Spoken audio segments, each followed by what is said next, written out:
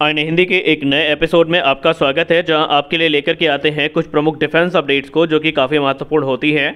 तो आइए आज हम बात करने वाले हैं एक ऐसे विषय पर जिसने कल से लेकर के आज तक काफ़ी ज़्यादा यहाँ पर हलचल मचाई हुई है, और वो है Rafale M versus F-18 Super Hornet. और भारतीय वायुसेना में राफेल एयरक्राफ्ट के एडिशनल ऑर्डर्स को लेकर के आई एक खबर, जहां पर इस समय ये दावा किया जा रहा है कि इंडिया तकरीबन 80 के आसपास जो राफेल जेट हैं इनको ऑर्डर करने की तैयारी में है। हम जानेंगे कि ये रिपोर्ट कहां तक सच है और क्यों इंडिया ऐसे कर रहा है, और इसको लेकर के भारत में जो डिफेंस एक्सपर्ट्स हैं वो क्या सोचते हैं, इसके बारे में भी हम बात करेंगे। तो आइए शुरू करते हैं आज का अपना ये वीडियो।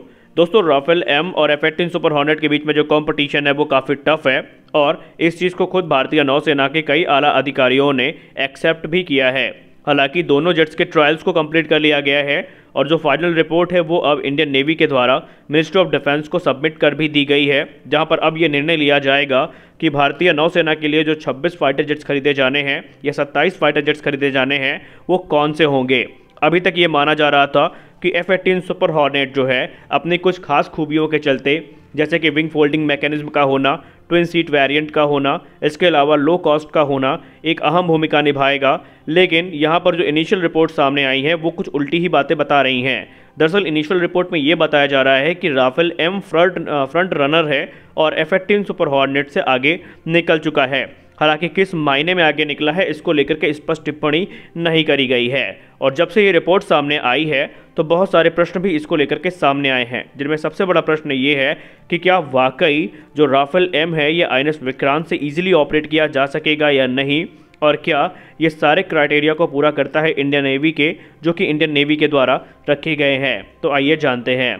दोस्तों, इनिशियली ये माना जा रहा था कि विंग फोल्डिंग मैकेनिज्म के ना होने के चलते ये एयरक्राफ्ट जो राफेल एम है ये INS विक्रांत की डेक में आसानी से ऑपरेट किया जाने में थोड़ा मुश्किल है, क्योंकि लिफ्ट में इसको हैंगर तक ले जाना थोड़ा मुश्किल होगा। इसके अलावा विंग फोल्ड ना होने के कारण ये डेक में और भी अतिरिक्त स्थान को घेरेगा, जो कि F-18 सुपर हॉर्नेट को क्लियर एज देते थे। यानी F-18 सुपर हॉर्नेट में जो विंग फोल्डिंग मैकेनिज्म है वो निस्संदेह उसकी मदद करने के लिए सक्षम था। लेकिन एक्सपर्ट्स अब ये मानते हैं कि इंडियन नेवी जो है इस समय राफेल एम को लेकर के इसलिए भी इंटरेस्टेड हो सकती है क्योंकि कुछ ऐसी कैपेबिलिटी भी इसके अंदर है जो कि एडिशनली भारत को ऑफर करी गई हैं। इसमें अतिरिक्त अपग्रेड्स के साथ साथ जो प्राइस का यहाँ पर कह सकते हैं एक डिस्काउंट है वो भी डसाल्ट एविएशन के द्वारा ऑफर किया गया है। अब आइए जानते हैं कि भारत के डिफेंस एक्सपर्ट इसको लेकर के क्या मानते हैं। डिफेंस एक्सपर्ट के हिसाब से जो F-18 सुपर हॉर्नेट है वो सिंगल सीटर और ट्विन सीटर दोनों कॉन्फ़िगरेशन में आता है, और ये दोनों कॉन्फ़िगरेशन एयरक्राफ्ट कैरियर से उड़ान भरने में सक्षम है। लेकिन राफेल एम का जो ट्विन सीट वेरिएंट है वो सिर्फ सोर्स से ही ऑपरेट किया जा सकेगा। यानी कि रिपोर्ट ये क्लेम करती हैं कि कोई भी राफेल एम का ट्विन सीट वेरिएंट नहीं बनाया गया है जो कि एयरक्राफ्ट कैरियर से ऑपरेट किया जा सके। वहीं एक्सपर्ट्स ये भी मानते हैं कि राफेल एम की जो लिमिटेड प्रोडक्शन है, जो कि तकरीबन 50 यूनिट से भी कम है, क्योंकि सिर्फ फ्रेंच नेवी के द्वारा इनको ऑपरेट किया जाता है, इसके चलते भारत को ये हाई कॉस्ट में भी मिल सकते हैं, ऐसा उनको अंदाज़ा है। बात करें F-18 सुपर हॉर्नेट की तो अब तक तकरीबन 1500 से ज़्यादा ये जो हॉर्नेट और सुपर हॉर्नेट्स हैं इनका निर्माण किया जा चुका है, और इनमें जो प्राइस स्केल है वो भी काफ़ी कम है।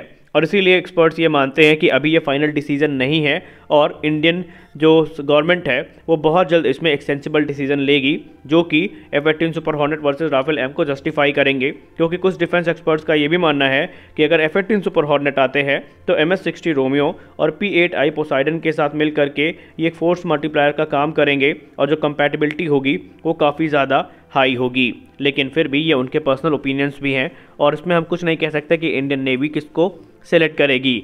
बात करें इंडियन एयरफोर्स की तो कल प्रिंट की रिपोर्ट में ये भी कहा गया था कि हो सकता है भारत सरकार बहुत जल्दी 81 राफेल जेट्स का जो ऑर्डर है वो प्लेस कर दे, जिनमें से 50 से ज़्यादा एयरक्राफ्ट इंडियन एयरफोर्स के लिए खरीदे जाएंगे जो कि F-4 स्टैंडर्ड के होंगे, और बाकी 27 जो एयरक्राफ्ट हैं वो इंडियन नेवी के लिए खरीदे जाएंगे।